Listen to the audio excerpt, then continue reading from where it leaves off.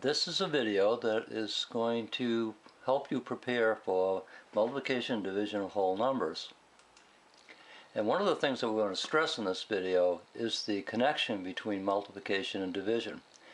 You know, in a way, they're really the same process. They just go in different directions. Here's a couple of examples of that.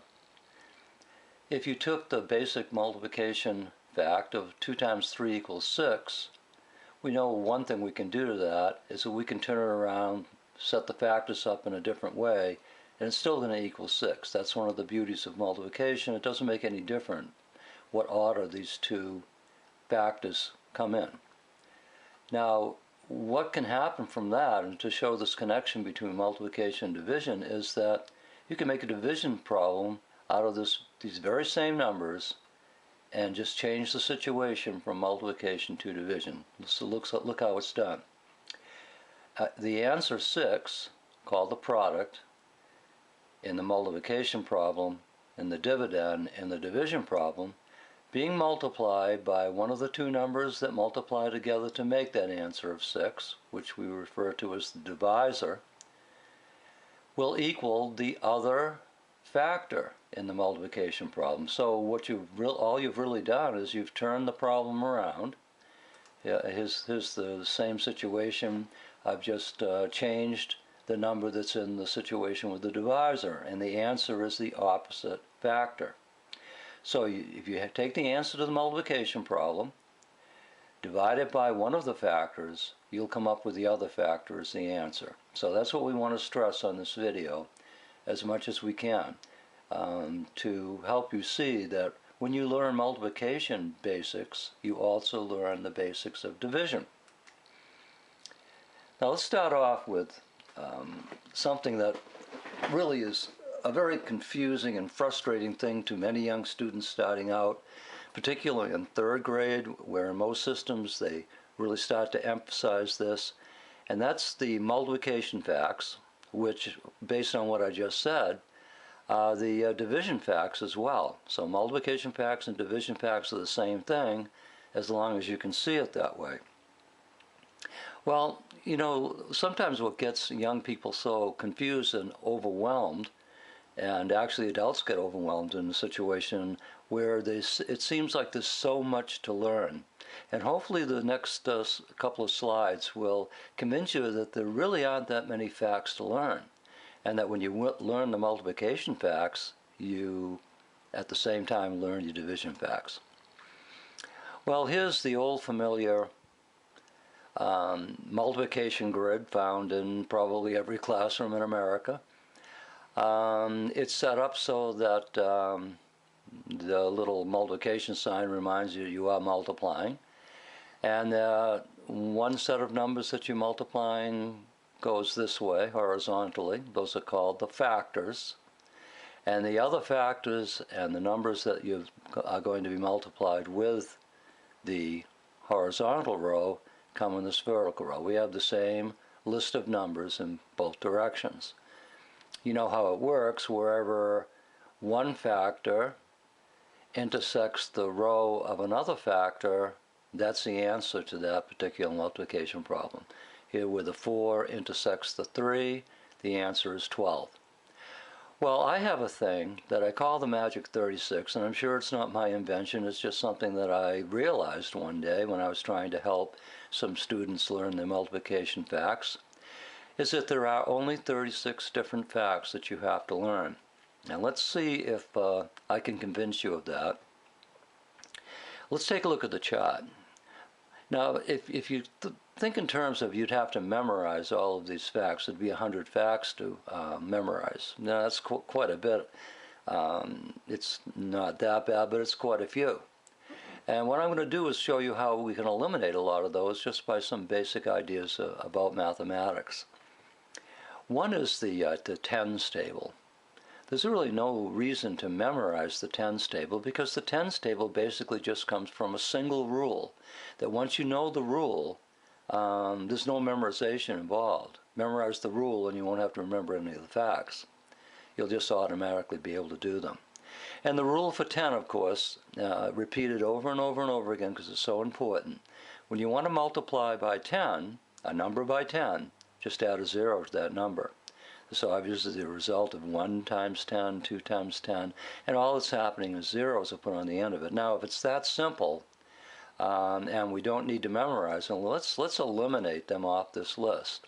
So now we're looking at only 81 facts. Well, here's another rule, even a law of mathematics, and that's the law of multiplying by 1, sometimes called the 1 principle of multiplication. You know it, I'm sure. Every time you multiply by 1, you end up with the same number you started off with. Notice multiplying all of these numbers by 1 yields the same number again. It does the same thing this way too.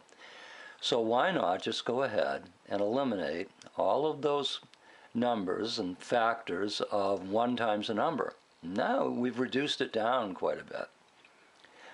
We've got it down to 1, 2, 3, 4, 5, 6, 7, 8 times 8. Okay, that's 64. We now have 64 facts that we have to deal with. I know that's a lot, but really it's not that many.